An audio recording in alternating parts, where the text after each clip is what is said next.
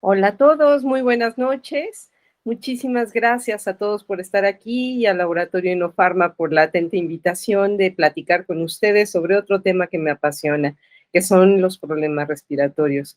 Mi nombre es Yukieta Chica, soy académico de la Universidad Nacional Autónoma de México, de la Facultad de Medicina Veterinaria y Zootecnia. Tengo 32 años de antigüedad académica dando clases en la UNAM en lo que se refiere a medicina de perros y gatos, específicamente cardiología, que eso es lo mío, y bueno, también el tema de enfermedades respiratorias que van un poquito de la mano con las enfermedades cardíacas. Entonces, vamos a hablar sobre principales infecciones respiratorias en perros y gatos. Este va a ser un vistazo muy rápido y esto es eh, muy de acuerdo al lanzamiento de un producto de laboratorio Sinopharma del día de hoy, que es la marvofloxacina. Entonces, vamos a platicar sobre patologías, vamos a dar un breve vistazo y vamos a hablar sobre los principios de tratamiento muy en general, ¿de acuerdo? Entonces, vamos a hablar de los siguientes temas, que son la rinosinusitis infecciosa, la enfermedad del tracto respiratorio alto felino, el complejo respiratorio infeccioso canino, la bronquitis infecciosa en perros y gatos y un poquito sobre neumonía infecciosa. Sobre la rinosinusitis infecciosa, sabemos que es una enfermedad bacteriana, eh, pero también puede ser, bueno, bacteriana primaria, pero también puede llegar a ser secundaria a otro tipo de problemas como cuerpos extraños en la nariz, una rinitis fungal o una rinitis parasitaria que tengan complicación bacteriana. Las bacterias que están frecuentemente asociadas son estafilococos, estreptococos, podemos tener pseudomonas, podemos tener Klebsiella, neumonía también allí, eh, etcétera. Y pues sabemos que estas rinosinusitis bacterianas se van a asociar siempre a infecciones virales en gatos de las vías respiratorias altas, en perros también pueden asociarse infecciones virales como moquillo canino, pero también pueden asociarse a problemas dentales como un absceso de muela carnicera o cuerpos extraños en cavidad nasal. El caso es que cuando hay una rinosinusitis bacteriana crónica, vamos a tener una rinorrea que puede ir desde serosa hasta mucopurulenta y puede ser unilateral o bilateral. Si esto es infeccioso primario bacteriano, por lo regular la rinorrea es bilateral, y cuando es una complicación bacteriana, un problema viral, también va a ser bilateral. Cuando es una infección fungal o es por un problema de dientes o es por un problema de un cuerpo extraño, pues por lo regular esa rinorrea es unilateral. Aquí en la foto estamos viendo a un perrito que tuvimos hospitalizado en el hospital hace algunos años y estamos viendo que tiene una sonda nasal para la administración de oxígeno. Este perrito tenía una bronconeumonía infecciosa y por la sonda nasal pues obviamente es un cuerpo extraño. Estamos viendo que este perrito ya está presentando una rinorrea mucopurulenta unilateral. Entonces, esto es una rinosinusitis bacteriana crónica secundario a ese cuerpo extraño, que en este caso era la sonda nasal para la administración de oxígeno. Otra causa de una rinosinusitis bacteriana, en este caso secundaria, sería secundaria un cuerpo extraño. Cuando hay cuerpos extraños en cavidad nasal de los perros, pueden darse estornudos paroxísticos.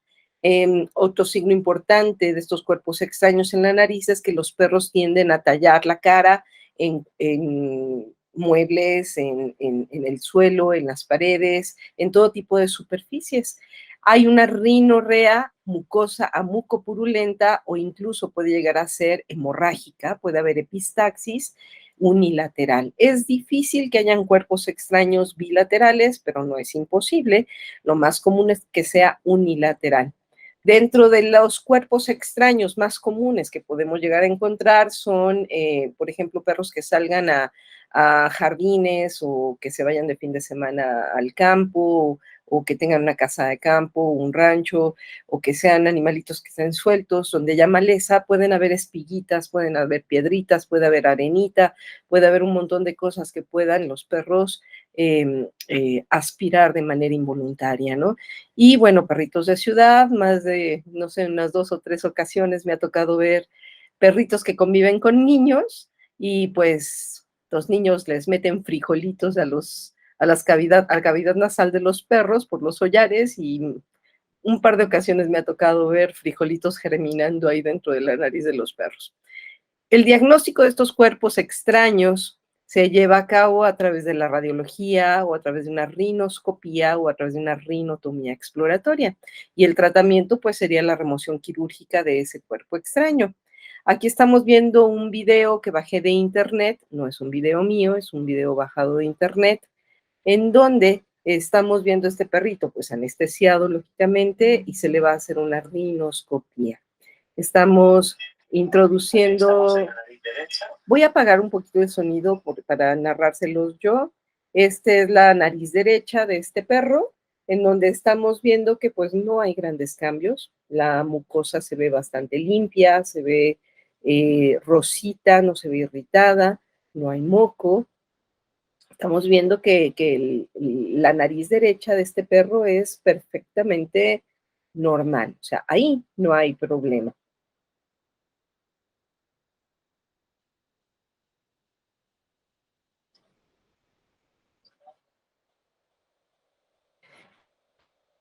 Poquito más adelante vamos a ver que se cambian ya a la narina izquierda. Es un poquito de moco, pero pues es normal.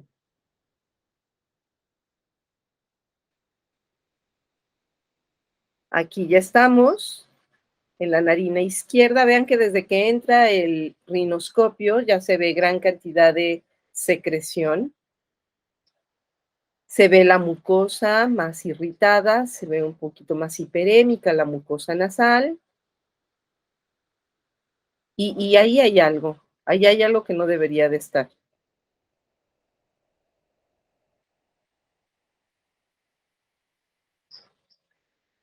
Vean, ahí hay moco, mucho moco. Y aquí se ve algo que no debería de estar.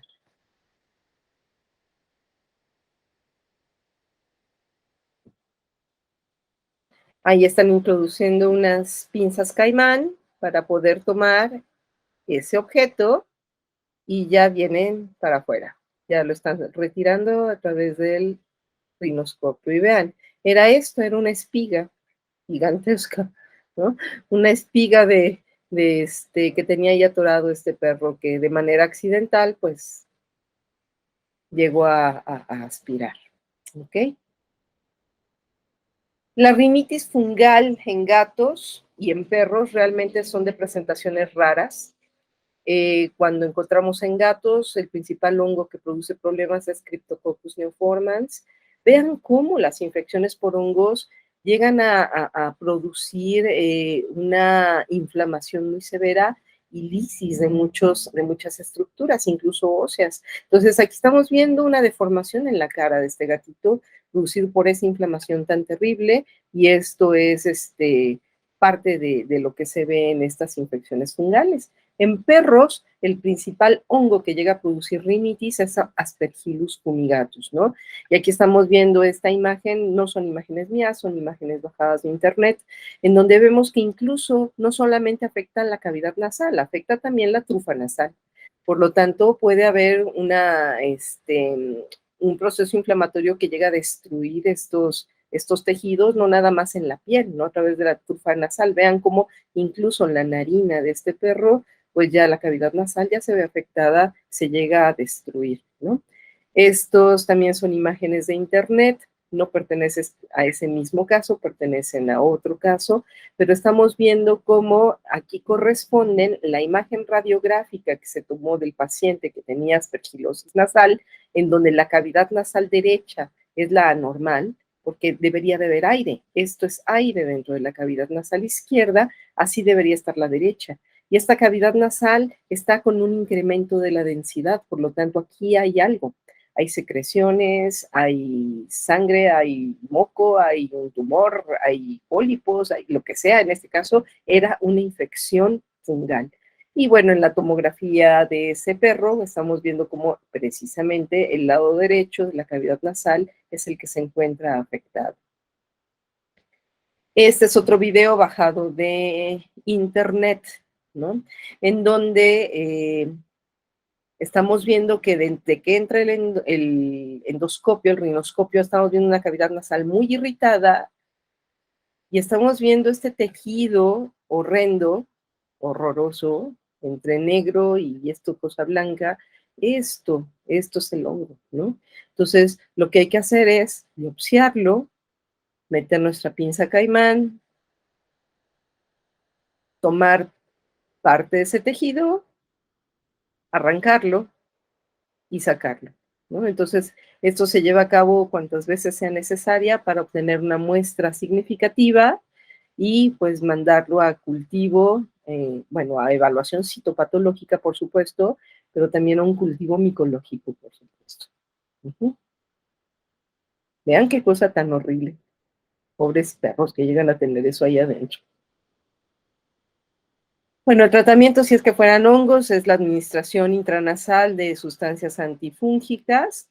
Y bueno, otra causa rara también, o sea, acuérdense que si hablamos de micosis, estamos hablando de animales que están muy inmunodeprimidos, por lo tanto, afortunadamente no es nada común, ¿ok? Rinitis parasitaria, y deben de vivir en zonas endémicas, por supuesto.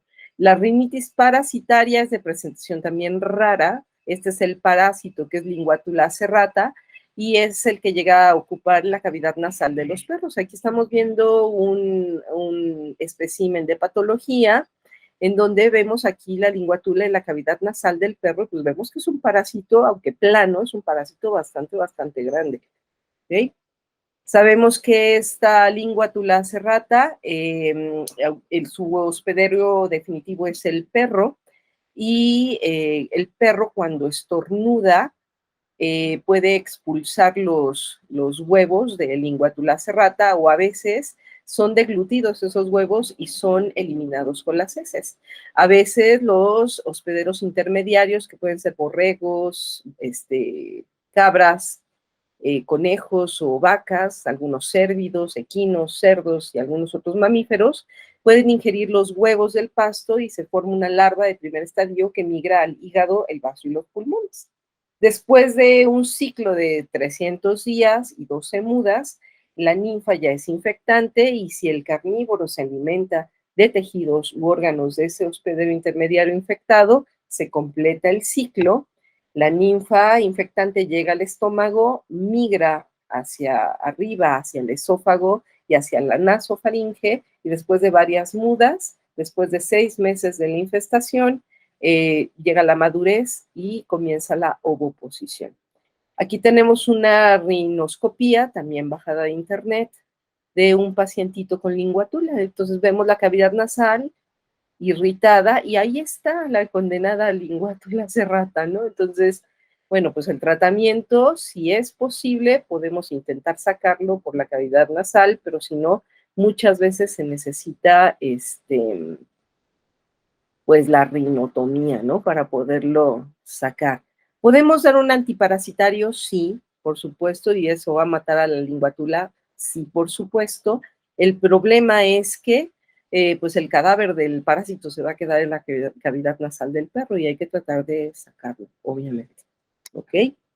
Pólipos nasofaringeos son más comunes en gatos, son de tipo inflamatorio, pero pueden llegar a convertirse en neoplásicos.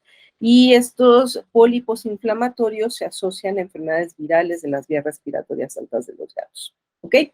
Cuando tenemos una enfermedad de cavidad nasal, encontramos la triada signológica básica, que son respiración ruidosa, que son estertores, que son sonidos como de ronquidos, o estridores, que son sonidos agudos desapacibles y chirriantes. El típico estertor es como respiran los bulldog inglés. Eso es un estertor. Y un estridor es como cuando se tienen secreciones en cavidad nasal que uno silba la nariz al respirar, esos son los estridores. Entonces, respiración ruidosa, estornudos y secreción nasal o rinorrea es la tríada signológica que nos está diciendo que hay enfermedades de la cavidad nasal. La rinorrea se puede clasificar en serosa, mucopurulenta o hemorrágica, y aquí tenemos distintas etiologías que pueden llegar a producir este tipo de rinorrea. Recuerden que si hablamos de una rinorrea infecciosa bacteriana, pues siempre va a ser mucopurulenta, ya sea primaria o sea como complicación a cualquier otro tipo de enfermedad. Y la rinorrea también la podemos clasificar en bilateral o unilateral según también su etiología.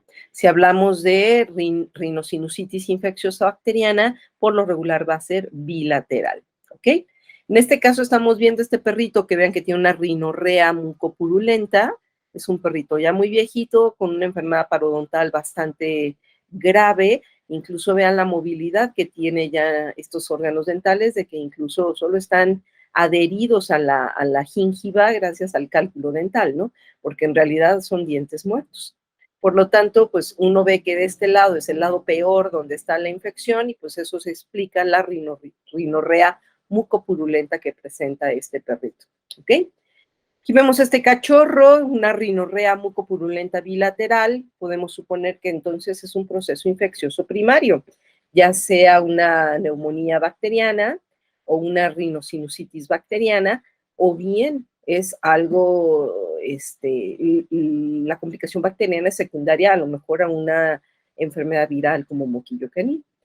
Y esta foto me gusta mucho porque a veces los propietarios ni siquiera se dan cuenta que tienen secreción, que tienen rinorrea los pacientes, sino que el propietario a veces refiere es que el perro se la pasa lamiéndose la nariz y lamiéndose la nariz y lamiéndose la nariz, ¿no? Y muchas veces es porque tienen rinorrea y el perro se limpia y se limpia y se limpia y los propietarios nunca ven esto.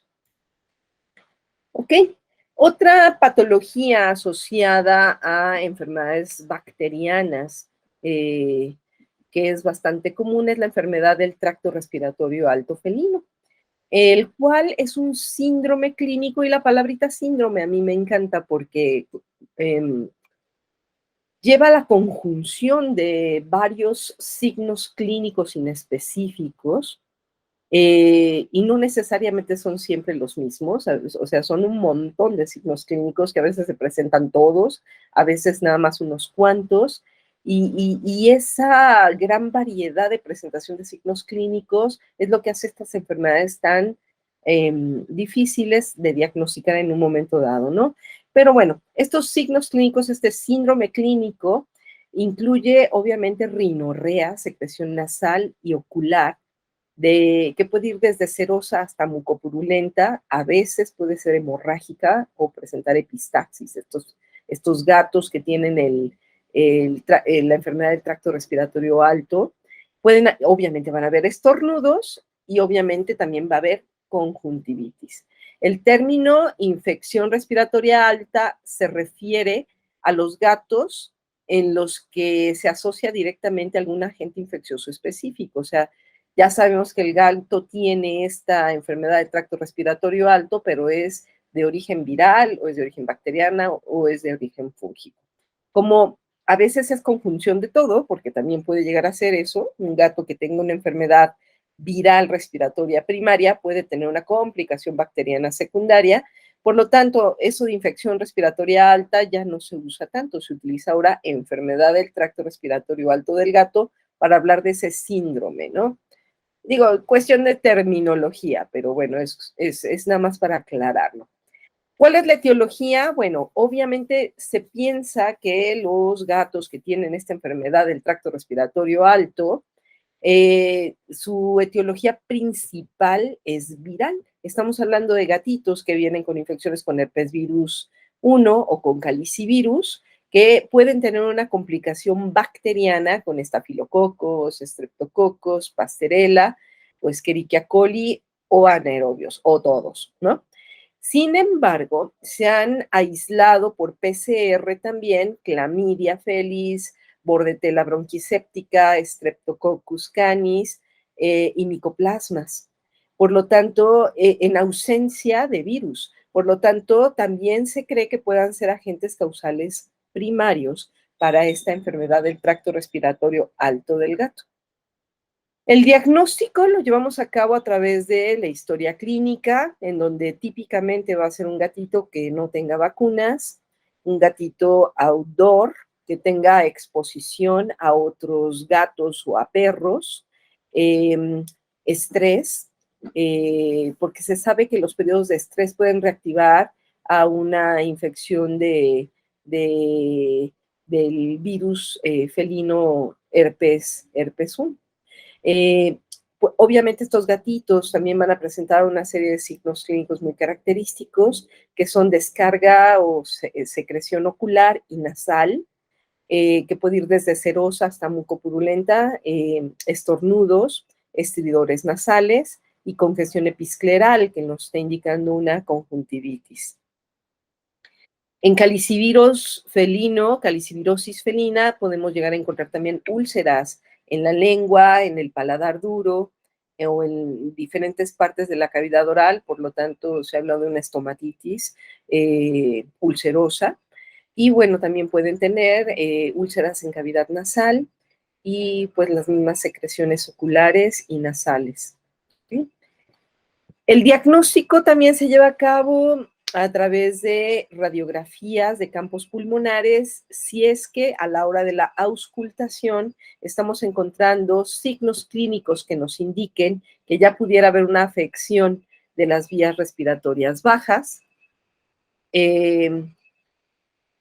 Puede haber también infecciones secundarias por retrovirus, como leucemia viral felina o virus de inmunodeficiencia felina, que hayan producido una inmunodepresión, y secundario a esa inmunodepresión puede venir, obviamente, la enfermedad bacteriana del tracto respiratorio alto del gato, y se recomienda, obviamente, hacer los análisis diagnósticos pertinentes para estas enfermedades retrovirales. Se puede hacer también una citología de esa secreción nasal. Sin embargo, algunos autores no recomiendan la utilización de cultivos bacteriológicos y antibiogramas de las secreciones nasales, porque resulta que clamidia y micoplasma son bacterias difíciles de aislar. Por lo tanto, si vamos a encontrar estreptococos, bueno, pues sí. Si vamos a encontrar estafilococos, pues sí. Son parte de los organismos normales que viven, ¿no? A nivel de mucosas. Por lo tanto, difícilmente esos van a ser diagnósticos. Así es que de verdad algunos autores recomiendan ya no hacer este cultivo y antibiograma, ¿no? Lo que se recomienda mejor es hacer PCR contra virus y contra bacterias. Y obviamente, si hay una enfermedad bacteriana primaria o secundaria, pues lo que se requiere como tratamiento es la administración de un antibiótico. Este antibiótico debe de darse si hay fiebre, si hay letargia o anorexia, junto con las secreciones nasal y ocular. Y de primera elección se recomienda la doxiciclina. La doxiciclina se puede dar 1 o 2 veces al día, esto es dosis dependiente, y su espectro incluye bordetela, micoplasma y clamidia. Pero hay que tener cuidado, no solamente con la doxiciclina, sino con todos los medicamentos que se den por vía oral en gatos, pueden llegar a producir una esofagitis y una constricción esofágica. Esto se ha visto especialmente con doxiciclina, razón por la cual se recomienda que después de administrar la doxiciclina se force al gato a deglutir agua, y otra opción es dar estos premios que vienen huecos para administrar el medicamento y en el premio y dárselo de comer al gato para que no le irrite el esófago, sino llegue directamente al estómago. Otros antibióticos también recomendados son la amoxicilina con clavulanato, marvofloxacina y otras quinolonas o cefalosporinas. ¿Okay? Otra patología de la cual podemos platicar es del complejo respiratorio infeccioso canino, que antes era llamado traqueobronquitis infecciosa o tos de las perreras. Esto ya le cambió el nombre porque ya vieron que hay una interacción importante de varios agentes infecciosos. y es una enfermedad respiratoria aguda y sumamente contagiosa que afecta básicamente la laringe, la tráquea y los bronquios de los perros afectados y en ocasiones la mucosa nasal y el intersticio pulmonar, pero es menos frecuente. Este complejo respiratorio infeccioso canino tiene una alta prevalencia en perros y estas infecciones tan agudas y tan contagiosas pueden alcanzar proporciones episódicas cuando los perros conviven en centros con gran densidad poblacional, como tiendas de mascotas, aeropuertos, albergues, hospitales veterinarios, pues por eso se llamaba tos de las perreras, donde haya una gran concentración de perros, pues obviamente con uno que haya contagiado, pues con eso tienen para salir varios contagiados más, ¿ok? A pesar de que se ha visto que la etiología es multifactorial, incluyendo virus de la parainfluenza, el moquillo, el virus del moquillo canino, el adenovirus canino tipo 2, el virus de la influenza canina, bacterias como Mycoplasma, Streptococcus, especie de Streptococcus X, subespecies o epidemicus, se ha relacionado con neumonías hemorrágicas en perros. Entonces, a pesar de que hay agentes virales involucrados en la etiología de este complejo respiratorio infeccioso canino, definitivamente la bacteria Bordetella bronquiséptica sigue siendo uno de los agentes más importantes relacionados con estos signos clínicos. Sin embargo, pues hay que recordar, no es el único. ¿Ok? Esta bordetela es un cocobacilo gram negativo, aerobio, que posee adhesinas que aumentan su capacidad de fijación en el endotelio ciliado de las vías respiratorias altas, provoca su inflamación. Y no solo su inflamación, cuando el epitelio respiratorio ciliado se llega a inflamar de manera crónica, pueden llegar a perder estos cilios. Y al perder los cilios se pierde parte del mecanismo de protección básico que tiene el aparato respiratorio alto. Por lo tanto, hace que este epitelio sea todavía más susceptible a otras infecciones respiratorias. Los signos clínicos se caracterizan por una tos paroxística fuerte, frecuentemente asociada con náuseas y expectoración. A veces la inflamación de las cuerdas vocales, puede haber laringitis e inflamación de esas cuerdas vocales. Puede esto llevar a una tos fuerte y severa. Esta tos fuerte es comúnmente descrita como la tos de ganso o un graznido de un ganso o tos o voz de foca. Por lo regular tiende a ser no productiva, es una tos seca, no productiva. Sin embargo, cuando hay obviamente ya otro tipo de bacterias involucradas, pues sí puede llegar a ser productiva por la gran cantidad de secreciones que se llegan a producir. Va a haber letargia, hiporexia, fiebre, secreciones mucopurulentas oculares y nasales.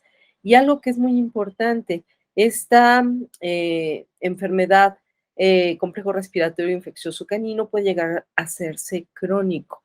Y esto puede derivar a una bronquitis crónica, lo cual vamos a ver un poquito más adelante. Aquí estamos viendo a este perrito y escuchándolo. Vean cómo es una tos fuerte. Es una tos muy llamativa y es una tos seca, ¿de acuerdo?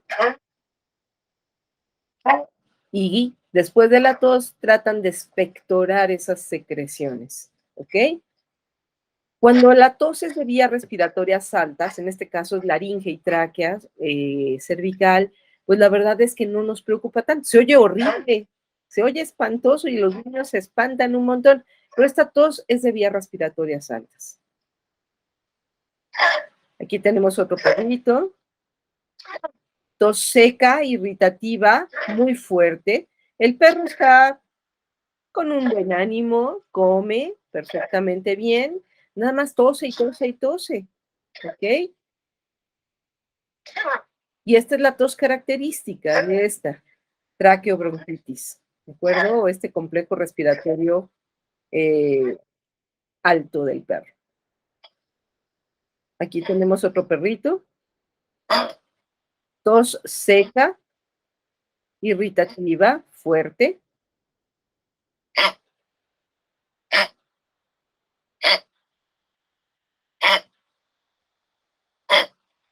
Parece el graznido de un gansito, por eso se le llama así tos de ganso.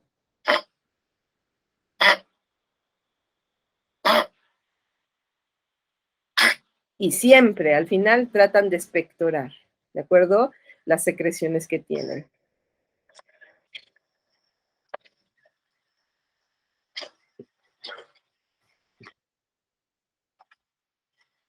Tos seca, irritativa, fuerte y al final tratan de expectorar.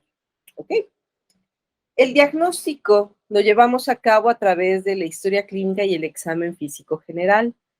Las pruebas de laboratorio y los rayos X para este complejo respiratorio infeccioso canino no son tan específicos. Y el aislamiento bacteriano tampoco distingue entre la infección primaria y la infección oportunista. Por lo tanto, pues lo que se puede hacer son procedimientos moleculares para el virus de la parainfluenza canina, herpes virus canino, bordetela bronquiséptica y micoplasmas. Eso sí podemos hacer PCRs de estas y llegaríamos al diagnóstico. El tratamiento, pues obviamente al ser bordetela bronquiséptica la involucrada, se recomienda la utilización de doxiciclina también por 10 días, 10 o 14 días, y también antiinflamatorios esteroidales de 3 a 5 días. ¿Okay? La bronquitis crónica es otra patología que podemos llegar a encontrarla secundario a este complejo respiratorio alto canino. Y pues se da como una secuela de esta, ¿no? Se da cuando hay una infección de vías respiratorias con un curso de 2 meses o más, ¿ok? Cuando tenemos un perro con bronquitis crónica, siempre hay que preguntarnos si ese perro no tuvo esta traqueobronquitis infecciosa o si no vive con una infección, una irritación crónica por aerosoles, polvo, humo de cigarro. Y si esto es en un gato con bronquitis crónica, pues siempre hay que considerar que a lo mejor el problema es asma bronquial felina. Entonces vamos a hablar de esta bronquitis crónica.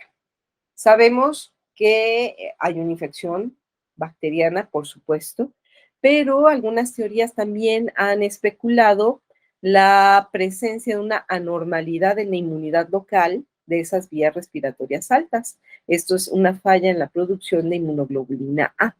Y siempre se debe de considerar a bordetela bronquiséptica en el caso de los perros y asma bronquial en el caso del gato. ¿Qué vamos a encontrar en esta bronquitis? Una inflamación de los bronquios, como estamos viendo en este esquema, y pues obviamente al inflamarse los bronquios se reduce importantemente la luz de los mismos, por lo tanto, la disnea es una de los signos clínicos que podemos llegar a encontrar. Por definición, pues bronquitis significa inflamación bronquial, y esta inflamación bronquial puede ser aguda o crónica. Es difícil saber cuál es la causa de una bronquitis porque las causas primarias y las perpetuantes suelen ser las mismas. Aquí siempre van a estar involucradas bacterias y dentro de las principales bacterias tenemos a bordetela bronquiséptica y micoplasmas. Podemos también tener el antecedente de irritantes inhalados como humo de cigarros, aerosoles, polvo, o individualidades como una deficiencia local de inmunoglobulina A o una disquinesia ciliar. Esta disquinesia ciliar va a favorecer obviamente la retención de secreciones de las vías respiratorias bajas y la colonización de bacterias, entre ellas la principal, repito, bordetela bronquiséptica. La bronquitis crónica afecta a perros adultos a partir de los 5 o 6 años de edad. No hay una predisposición por raza, aunque es más común en perros de raza pequeña y al parecer la obesidad es un factor que favorece la presentación de esta enfermedad. La bronquitis crónica, repito, se ha asociado también a contacto crónico y constante con irritantes mecánicos y químicos, como contaminantes, humo de cigarro, etcétera. Y bueno, viviendo en nuestra querida Ciudad de México, pues los contaminantes ambientales también tienen un punto importantísimo que juegan un papel, ¿no? En esta presentación de la enfermedad. Por comunicación personal con la doctora Patricia Segura Medina, jefa de investigación del INER, el Instituto Nacional de Enfermedades Respiratorias. La doctora Segura es médico veterinario, pero ella se dedica a la investigación. Ella es la jefa del laboratorio de hiperreactividad bronquial del INER de investigación. Y uno de sus campos de investigación siempre ha sido la contaminación medioambiental. Sabemos que esas partículas en suspensión contaminantes es lo que se llama IMECAS, y las medimos en el medio ambiente a una altura de 1,5 metros a 2 metros, que es más o menos la estatura promedio, pues, de los mexicanos aquí en nuestro país, ¿no? Entonces, siempre que se midan los índices de estas partículas contaminantes, va a ser a esa altura. Pero la doctora ha hecho estudios y ha visto que la concentración de estas partículas contaminantes se triplica estando a menos de 1 metro de altura, de 1 metro sobre el piso, ¿no? Y desafortunadamente sobre 1 metro de la altura del piso es en donde están nuestras mascotas, nuestros perros y gatos. Entonces ellos están, cada que hay una contingencia ambiental para los humanos, hay 3 veces más partículas contaminantes a nivel del suelo. Y eso es lo que respiran nuestros perros y nuestros gatos. Por lo tanto, pues obviamente el vivir en Ciudad de México y en ciudades altamente contaminadas, pues es un factor que predispone de manera importante a la presentación de bronquitis crónica en perros y gatos.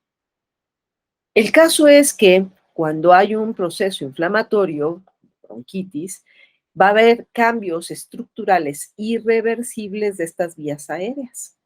Va a engrosarse, va a haber una hiperplasia, va a haber una hipersecreción de moco. Esta inflamación crónica, repito, hace que se pierda el epitelio ciliado, y eso va a predisponer a otras infecciones bacterianas secundarias, como las producidas por Bordetella bronquiséptica y Mycoplasma, y eso crea un círculo vicioso que lleva a mayores cambios degenerativos en las vías aéreas y la perpetuación de este problema, ¿ok?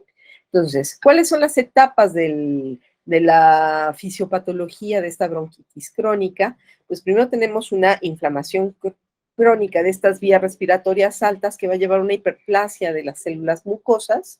Estas células mucosas secretan moco, ese moco produce un edema en la mucosa, y esto produce una disminución del calibre de las vías respiratorias, ocasionando la enfermedad pulmonar obstructiva crónica, lo cual puede llevar a una insuficiencia ventilatoria, a veces a enfisema pulmonar y a bronquiectasia final.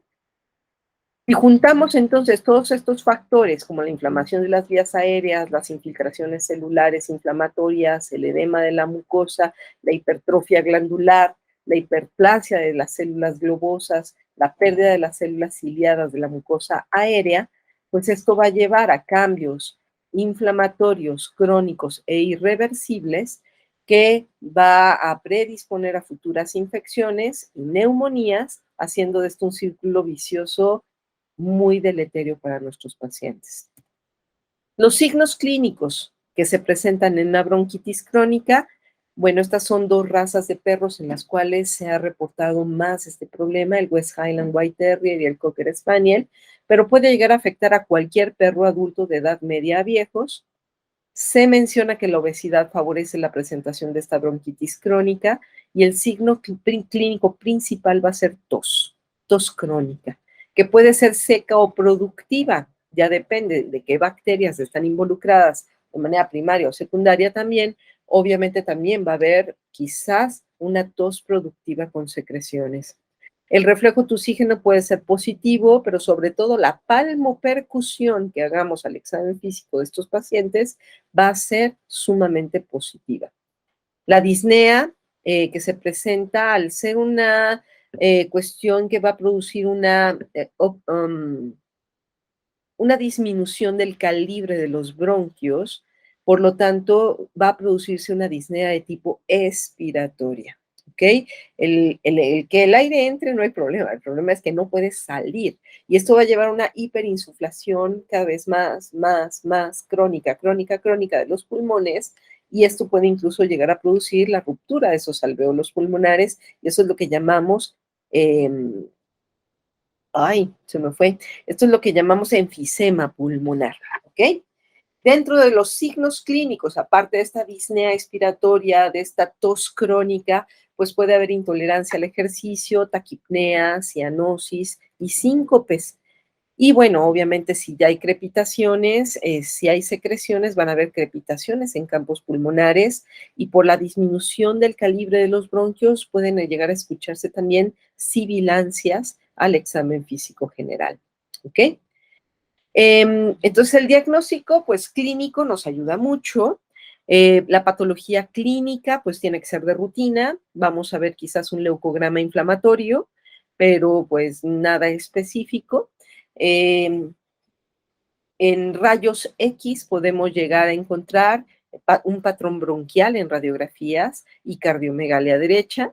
Se puede hacer un cultivo bacteriano y citología a través de un lavado bronquial y una broncoscopía.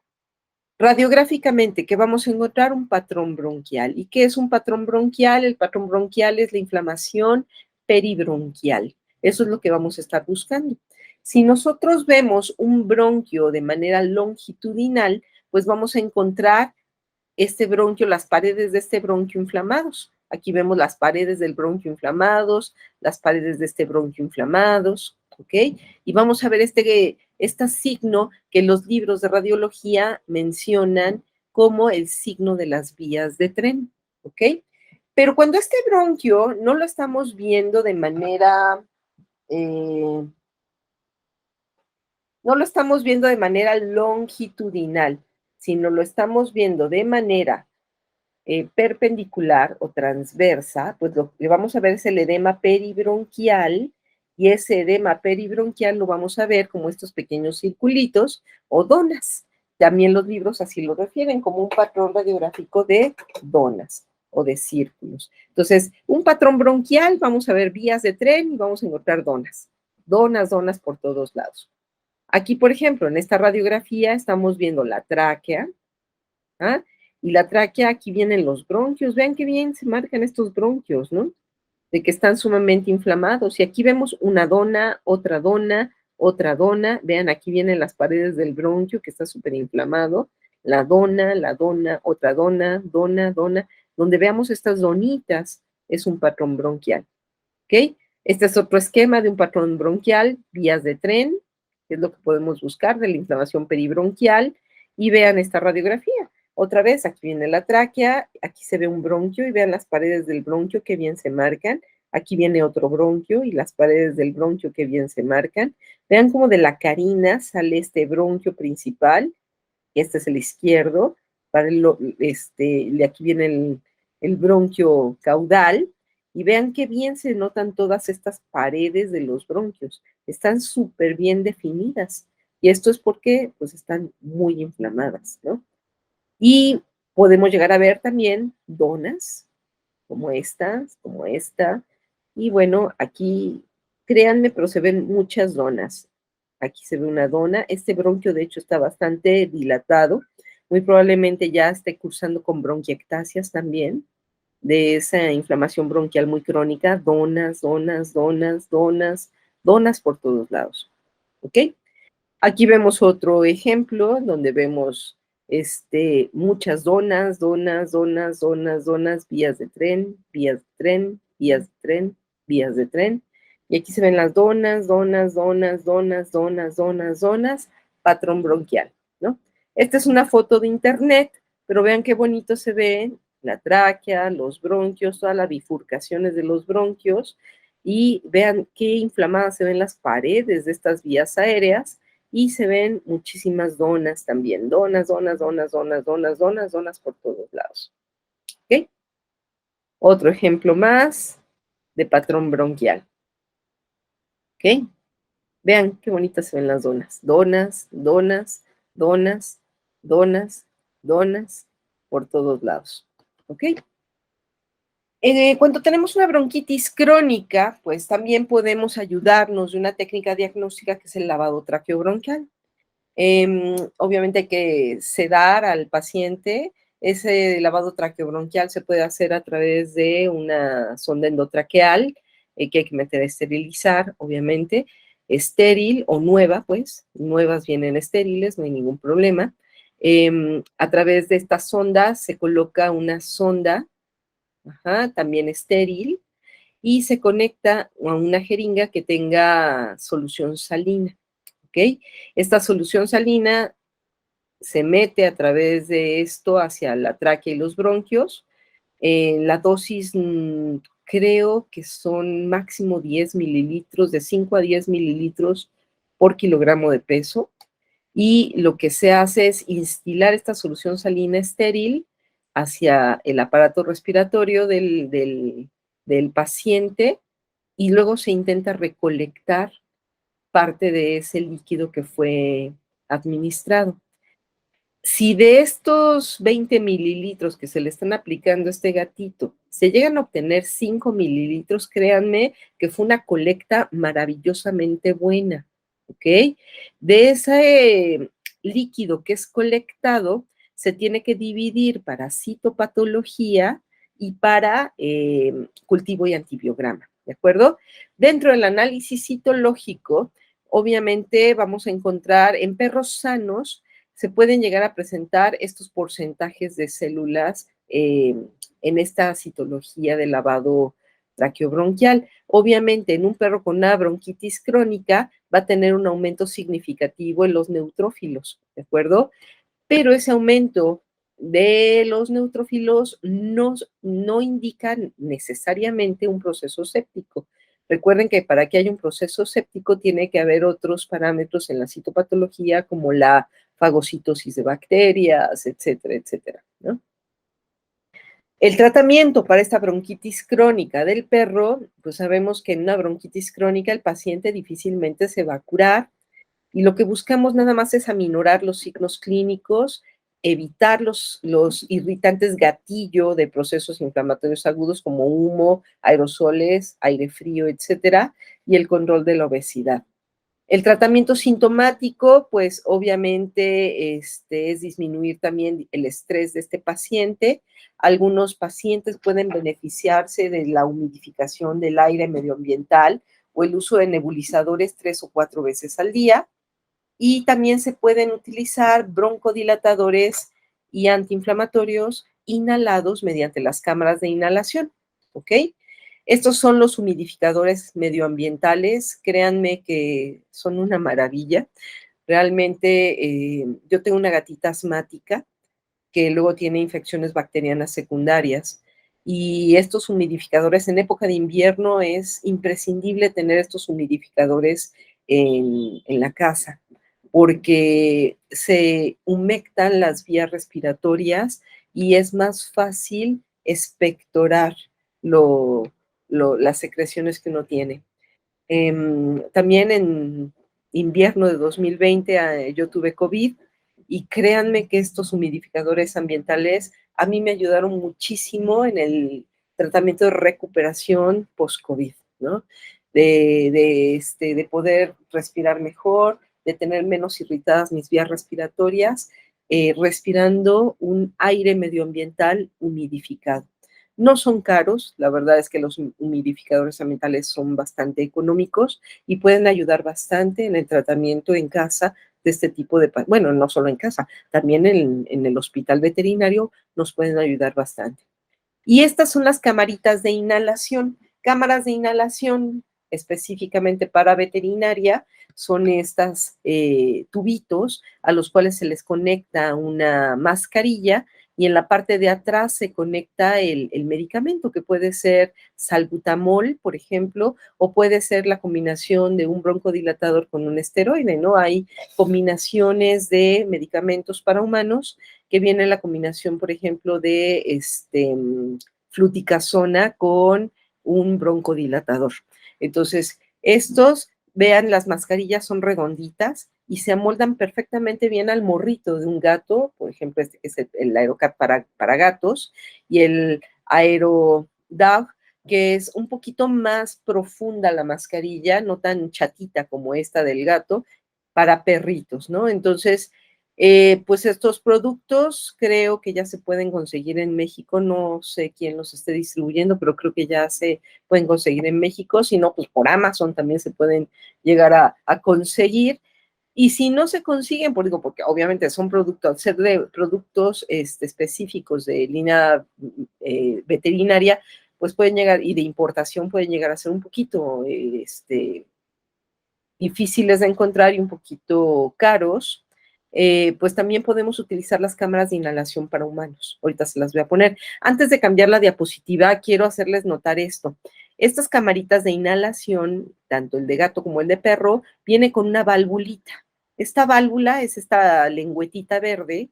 Esta valvulita se mueve y eso nos ayuda a contar el número de respiraciones que el perro está teniendo con el medicamento. Entonces, ¿qué es lo que se hace? Pues obviamente se inserta, se agita el, el medicamento en aerosol, se agita, se conecta a la parte de atrás de esta cámara de inhalación, hacemos el disparo, ese medicamento se queda en esta cámara de inhalación, el perro o el gato se coloca en la mascarilla y uno va contando las ventilaciones o las respiraciones que este perro está teniendo con el medicamento.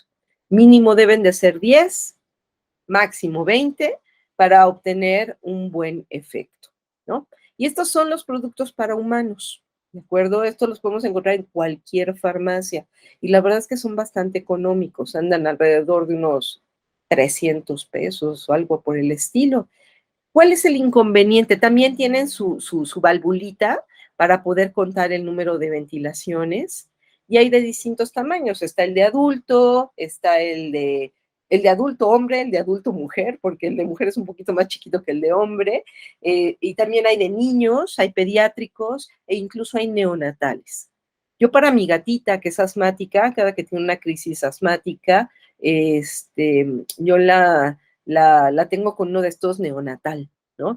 Y lo que hago, vean, este es el único inconveniente que tienen estas camaritas de inhalación, que son para personas.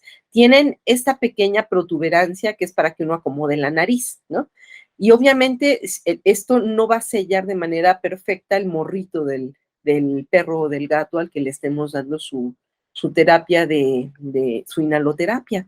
Entonces, ¿qué es lo que yo hago? La verdad, yo le pongo una pinza de ropa aquí arriba, ajá, de manera que esto queda así circular y eso amolda perfectamente bien al morrito de mi gata, ¿no? Entonces, de que se pueden llegar a utilizar, se pueden utilizar sin ningún problema y prueba de esto es Scamp, este perrito Schnauzer, tiene, bueno, tenía ya falleció, ya lo eutanasiamos, tenía fibrosis pulmonar y este perrito yo lo tenía con esteroides inhalados. Y vean, la verdad es que los perritos se acostumbran, pero perfectamente bien al uso de inhaladores. Y bueno, no le he podido tomar un video a mi gata cada que le da su crisis asmática, que le doy su salbutamol con esto, porque o le doy el tratamiento a mi gata o grabo un video, ¿no? Entonces, pero la verdad es que los animales se dejan perfectamente bien, ¿no? Se dejan perfectamente bien y es cuestión de premiarlos al final y eso es suficiente. ¿Sí? Respira, respira, otra vez, respira, escampito. Muy bien. Durante un breve periodo de tiempo, en una bronquitis crónica nos ayuda a administrar esteroides por vía oral o por vía parenteral, como ustedes prefieran, ¿no? Se pueden utilizar esteroides A mí particularmente no me gusta prescribir la prednisona de humanos con una receta, porque el propietario con esa receta puede ir a comprar cuantas cajas quiera de prednisona y la verdad es que yo sí he visto un montón de animalitos que son automedicados por sus propietarios con esteroides y luego al ratito nos llegan bien hiperadrenocorticoideos, ¿no? Nos llegan bien con hipercortisolismo iatrogénico. Entonces, cuando yo prescribo esteroides por vía oral, por ejemplo, a mí me gusta darle contaditas, venderle al propietario contaditas las tabletas que su perro va a requerir por el tratamiento que yo le voy a mandar, a lo mejor por un par de semanas, ¿no? A dosis de reducción. A veces los esteroides tenemos que prolongarlos por más tiempo, pero a mí me gusta darle el número de tabletas que va a requerir el paciente y sí ser muy, muy, muy cuidadosos a la hora de recomendarle al propietario que no le debe de dar esteroides cada que lo vea tosiendo, porque la cantidad de pacientes que luego vemos con Cushing iatrogénico, o bueno, con hipercortisolismo iatrogénico, es terrible. Pero de que nos ayuda, ¿eh? Se los digo yo como sobreviviente de COVID. Para mí, la diferencia entre sentirme muy mal y sentirme muy bien fue el día que empecé con tratamiento de esteroides. Los esteroides son los más potentes antiinflamatorios que existen. Son una bendición, pero también puede ser una maldición si no los sabemos prescribir de manera correcta y no sabemos educar al propietario para que no se lo dé cada que se le antoje. ¿Ok? Los broncodilatadores pueden ayudar, puede ser teofilina por vía oral o puede ser los inhaladores de salbutamol. Ahí, bueno, yo me equivoqué, ahí no sé por qué se los puse por vía oral, porque no, obviamente es el inhalado, ¿ok? Y pues los antibióticos no son utilizados a menos que se encuentre una complicación bacteriana secundaria, ¿ok? Dentro de los antibióticos más recomendados tenemos la clindamicina, la doxiciclina, la enrofloxacina y la marbofloxacina. Otra cosa que nos ayuda es darle unas pequeñas palmopercusiones a mi paciente. Esto se llama técnica de coupage y esta técnica de esas pequeñas palmopercusiones ayudan para que el paciente expectore todas las secreciones que tienen las vías respiratorias. Si se fijan, después de la palmopercusión, este cachorrito empieza a toser. ¿Ok? Y bueno, el pronóstico de esta bronquitis crónica es bastante malo, ya que la inflamación lleva a cambios estructurales irreversibles en esas vías aéreas y la tos sostenida puede llevar a síncopes, hipoxemia e hipertrofia del ventrículo derecho del corazón, lo cual se llama cor pulmonale, o bronquiectasia, que sería ya la dilatación permanente exagerada de esos bronquios, pérdida obviamente de toda la capacidad de respuesta ante agentes infecciosos y neumonías recurrentes. ¿Ok? Por último, vamos a hablar de neumonías bacterianas. Estas neumonías bacterianas se caracterizan por la presencia de una infección bacteriana con la subsecuente inflamación y consolidación del tejido pulmonar. En esta neumonía, los alveolos pulmonares que deberían de tener aire, pues se ven llenos de secreciones que pueden llegar a ser pues mucopurulentas en el caso de una neumonía bacteriana, y estos alveolos ocupados por estas secreciones mucopurulentas y de moco, pues obviamente no pueden llevar a cabo su función de intercambio gaseoso y esto pues obviamente va a llevar a una insuficiencia respiratoria severa. Cuando esto ocurre y estos alveolos se encuentran llenos de estas mucosidades y de secreciones mucopurulentas, obviamente esto va a llevar a un patrón radiográfico alveolar, que es lo que vamos a buscar en los estudios de rayos X. La etiología de las neumonías bacterianas, bueno, por lo regular los pacientes que más llegan a presentarlas son perros jóvenes inmunodeprimidos, pero pues cualquier paciente inmunodeprimido puede llegar a tener esas neumonías. Entonces, no solamente los cachorros, podemos tener perros adultos maduros o viejos que puedan estar inmunodeprimidos, a lo mejor porque tienen precisamente Cushing, ¿no? Tienen un hiperadrenocorticismo primario, ¿no? Eso lleva a una inmunodepresión y la inmunodepresión puede llevarlo a una neumonía secundaria. Gatos con enfermedades retrovirales como leucemia viral felina, como virus de inmunodeficiencia felina, pueden estar inmunodeprimidos. Perros o gatos con cáncer pueden estar inmunodeprimidos y pueden ser, obviamente, afectados por una neumonía de tipo bacteriana. Y cuando hablamos de neumonías bacterianas, pues obviamente estas son las especies de bacterias frecuentemente asociadas a estas infecciones respiratorias de las vías bajas. La neumonía nosocomial, hoy tristemente también es muy frecuente. Esto es cuando ya tenemos bacterias multiresistentes en nuestros hospitales veterinarios, por ejemplo, y pues un perro que llega, pues no sé, con una fractura de fémur, por ejemplo, que se inmunodeprimió, pues este pobre perro puede salir con una neumonía nosocomial, ¿no? Entonces, realmente es algo bastante de pesadilla, porque, pues, en primera, la prevalencia es bastante alta, estamos hablando del 25% en cualquier unidad de cuidados intensivos. Las neumonías nosocomiales son muy presentes. 1 de cada 4 pacientes en la unidad de cuidados intensivos puede salir con una neumonía nosocomial. Y el problema es que estos pacientes afectados pueden llegar a tener una mortalidad hasta del 50%. Entonces, realmente creo que es algo bastante, bastante grave que tenemos que darnos a la idea a la tarea más bien, de tratar de eliminar. ¿Cómo? Pues haciendo unas super mega desinfecciones de nuestras jaulas de hospital, haciendo rotaciones de jaulas, por supuesto, y pues tratar de no abusar tampoco en la cultura de la administración de antibióticos, ¿no? Para evitar esta multiresistencia. Las neumonías, los signos clínicos van a ser básicamente letargia, anorexia, taquipnea, va a haber un distrés respiratorio, un patrón respiratorio restrictivo, intolerancia al ejercicio, tos, colapso y rinorrea. Y aquí quiero hacer una diferencia con la tos que hemos visto en los videos anteriores. Cuando la tos es de vías respiratorias altas, ¿sí? Es una tos fuerte, es una tos seca, es una tos muy escandalosa.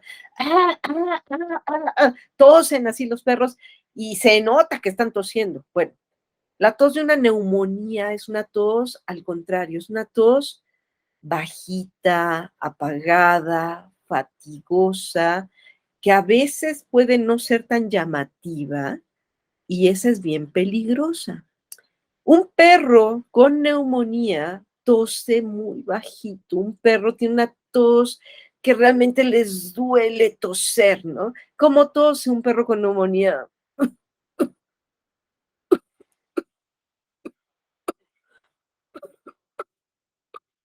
Es una tos fatigosa, es una tos que casi no se escucha. Aguas, esa es la tos más peligrosa, es una neumonía. A veces nada más vemos cómo los cachetitos de los perros se inflan con la tos,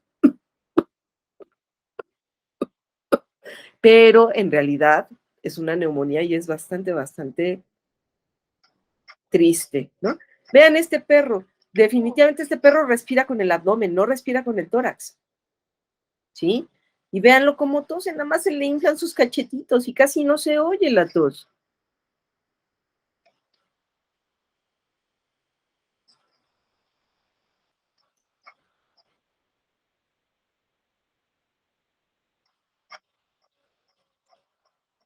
Esto es una tos de neumonía.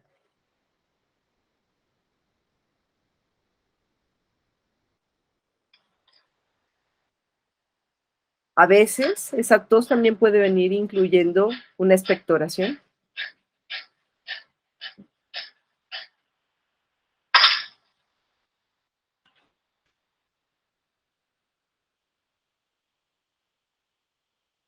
Y quiero hacer notar de los videos que vimos anteriormente a estos videos, vean la actitud de los perros. Todos los perros que vimos en los videos de traqueobronquitis infecciosa son perros activos, son perros que están tosiendo, pero son perros que no dejan de moverse, ¿sí? Vean la expresión en la cara de este perro. Vean la expresión en la cara de este perro. Son perros que no se sienten bien. Las neumonías son así. De verdad, uno se siente muy mal. Vean este pobre cachorro. Neumonía por moquillo, pero con complicación bacteriana. Vean, es un pobre perro que no se puede acostar. Si se acuesta, se ahoga, no puede respirar. Por eso este cachorrito le hicimos rollito, una toallita, ¿no? Para que el perro pudiera por lo menos apoyar la cabecita y solo así el perrito podía descansar. Este perro no tenía 2 o 3 días sin poder dormir. Se acostaba y se ahogaba, ¿no? Entonces, pues obviamente son de las ayuditas que podemos darle a nuestros pacientes. Este es el perrito que vimos hace rato con la palmopercusión, otro cachorro con moquillo, con infección bacteriana secundaria. Óiganlo, cómo tose. Y expectora, ¿no? Pero es una tos fatigosa. Este perrito respira con el abdomen, no está respirando con el tórax. Entonces, realmente los perros con neumonía se sienten muy mal.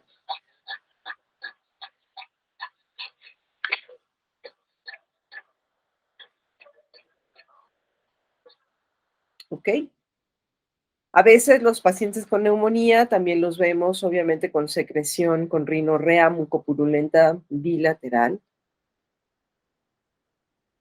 Y bueno, como métodos de diagnóstico, pues la radiografía, que es lo que vamos a encontrar, un patrón alveolar o un patrón intersticial, porque depende por qué vía entró el microorganismo infeccioso. Si, por ejemplo, esta es una neumonía de tipo bacteriana, pues entró por vía aerógena y vamos a tener primero un patrón alveolar y luego quizás una neumonía intersticial, ¿ok?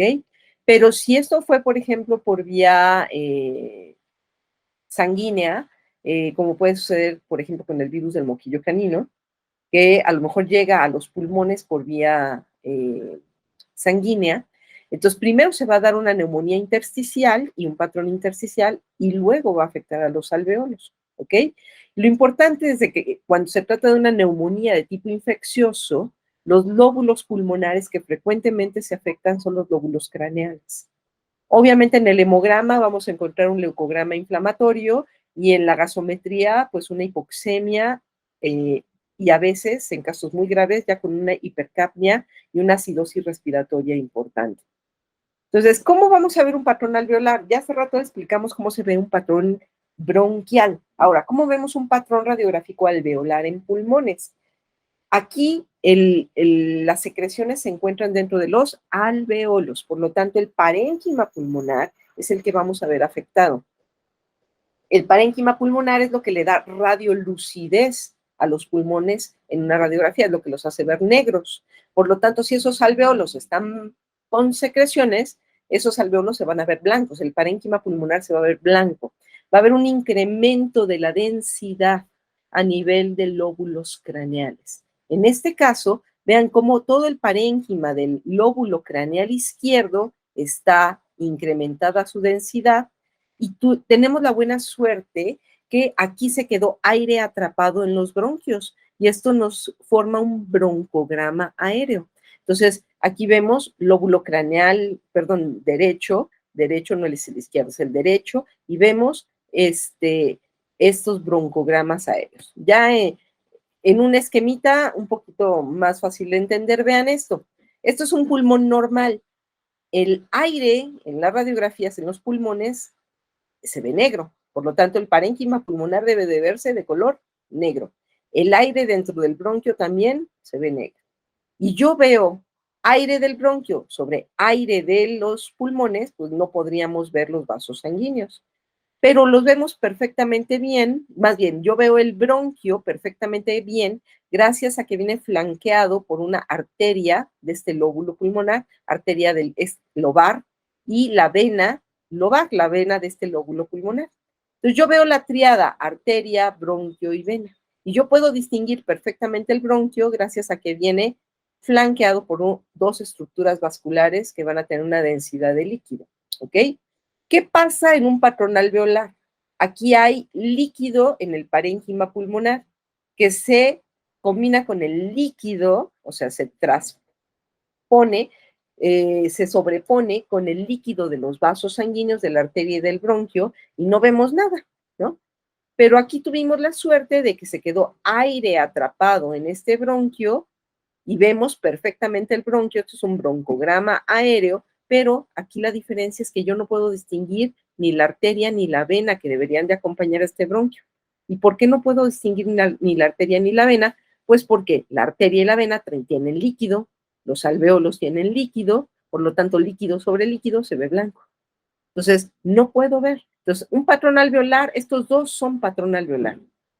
Con broncograma aéreo o sin broncograma aéreo. ¿Ok? Este caso fue un caso que nos llegó al hospital hace muchos años. Era una perrita que la vieron respirando muy mal, la llevaron con un colega médico veterinario, el colega le escuchó muy mal los pulmones y dijo, llévensela a CU, ¿no? Entonces llegó al hospital y pues remitida como paciente con edema pulmonar de origen cardiogénico, porque la perrita también tenía un soplo, y pues nos fuimos a las radiografías. Vean cómo la perrita tiene un patrón respiratorio restrictivo, respiraciones rápidas y superficiales. La perrita respira más con el abdomen que con el tórax, por lo tanto, obviamente nos fuimos a rayos X. Y estos son los rayos X de esta perrita. Esta es una imagen de internet para mostrar lo que se debería de ver normal. Vemos la silueta cardíaca, vemos obviamente los lóbulos pulmonares con aire, el lóbulo craneal, sobre todo, véanlo aquí. Y vean, esta era la radiografía de esta Golden Retriever. ¿Qué estamos encontrando? Un incremento generalizado de la densidad, que incluso este incremento de la densidad no me permite definir bien el contorno de la silueta cardíaca. Eso se llama signo de silueta. Y estamos encontrando los bronquios con aire, muchos bronquios con aire, pero no alcanzo a ver ni la arteria ni la vena que acompañan a estos bronquios. Por lo tanto, esto es un patrón alveolar. ¿De acuerdo? Esta es, otra vez, una imagen de internet en la proyección dorsoventral. Aquí se ve el corazón, se ven los pulmones, y esta es la perrita. Vean cómo tiene el incremento de la densidad, este patrón alveolar, porque está lleno de broncogramas aéreos. Este patrón alveolar involucra todo el pulmón derecho, lóbulo craneal derecho, lóbulo medio, lóbulo caudal derecho y todo el lóbulo craneal izquierdo con broncogramas aéreos. Entonces, esta perrita tiene un patrón alveolar, pues bastante extenso, que abarca los dos lóbulos craneales. Nada más está respirando con el lóbulo caudal izquierdo esta perrita, ¿no? Y pues esta perrita lo que tuvo fue una bronconeumonía, ¿ok?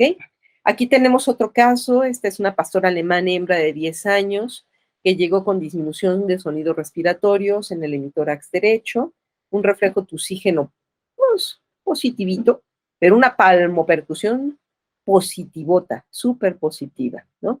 Esta es la proyección lateral izquierda, lateral derecha, en donde estamos viendo aquí un incremento de la densidad justamente en esta zona. Obviamente no podemos saber si es el pulmón izquierdo o el pulmón derecho, pero para eso le tomamos la proyección ventrodorsal. Y en la proyección ventrodorsal vemos que corresponde al lóbulo medio derecho, un poquito del lóbulo craneal, pero el lóbulo medio derecho tiene este incremento de la densidad. El izquierdo se ve bastante bien. Aquí está el incremento de la densidad. Aquí se ven los broncogranitas aéreos. ¿De acuerdo? Patrón alveolar. Esta perrita se le dio tratamiento de una bronconeumonía y a los 7 días se volvió a tomar un estudio radiográfico control y vean los cambios. Este fue la radiografía anterior y para este día ya se veía un poquito más negro el pulmón, ¿no? Sobre todo esta parte de aquí fue la que ganamos ya con el tratamiento. Ya estaba un poquito mejor esta perrita. ¿Ok?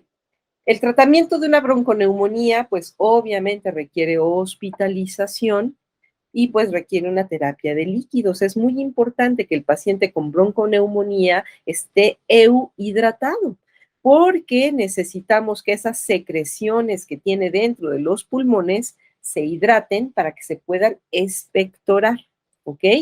Así es que necesitamos una buena terapia de líquidos, necesitamos que el perro esté respirando un medio ambiente rico en oxígeno humidificado, podemos utilizar una jaula de oxígeno, podemos utilizar obviamente antibióticos y podemos utilizar esa técnica de coupage, que son las palmopercusiones, para favorecer la expectoración de todas esas secreciones respiratorias.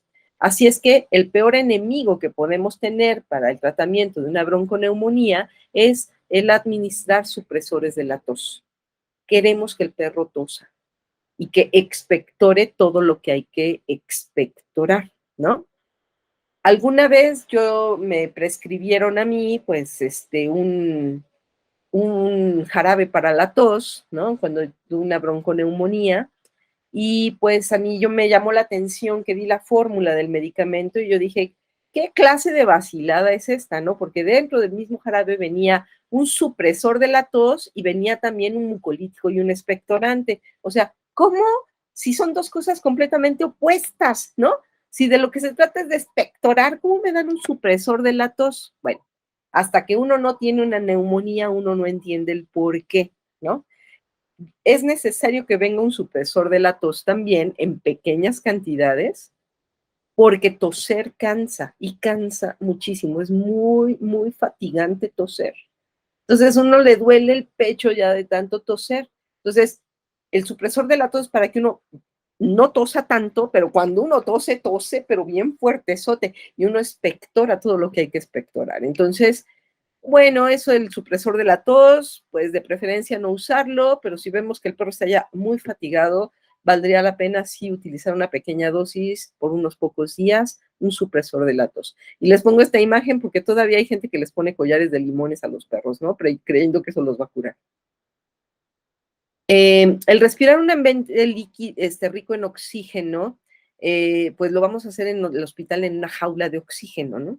Pero eso, aunque el paciente lo mandemos a casa, pueden haber alternativas para que ese paciente esté respirando un ambiente rico en oxígeno humidificado.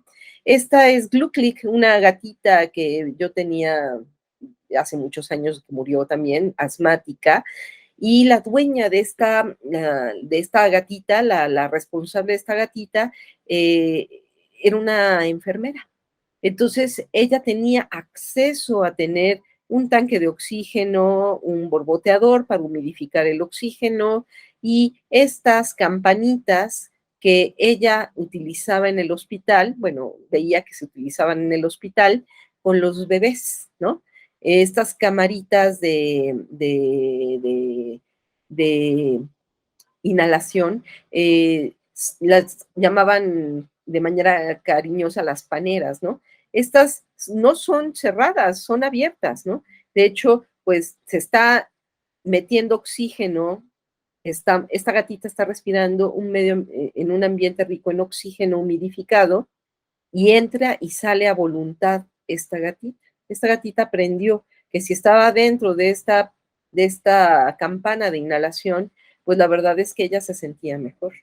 Entonces ella aprendió a entrar y salir a voluntad, se bajaba para ir al baño, para ir a comer, regresaba y todo el tiempo la gatita se metía solita a esta camarita de inhalación. Entonces, esos ambientes ricos en oxígeno que nosotros tenemos en el hospital, también los propietarios, en el caso necesario, también podrían llegar a tenerlo gracias a estos aditamentos. ¿Ok? Las palmopercusiones son importantes. Siempre hay que tratar de hacer la mano conchita. Bueno, pero este es un cachorrito, no podíamos hacerlo con toda la palma, con un par de deditos es suficiente. Y hay que hacer una palmopercusión firme, no muy fuerte para lastimarlos, pero tampoco se trata de acariciarlos, no. Se trata de tratar de remover las secreciones que se encuentran dentro de los bronquios y que con la tos se expectoren esas secreciones. Y las nebulizaciones también son importantes, ¿no? Aquí las nebulizaciones con un nebulizador se puede hacer únicamente con solución salina en caso de no tener la mascarilla, pues muchos animales no lo toleran.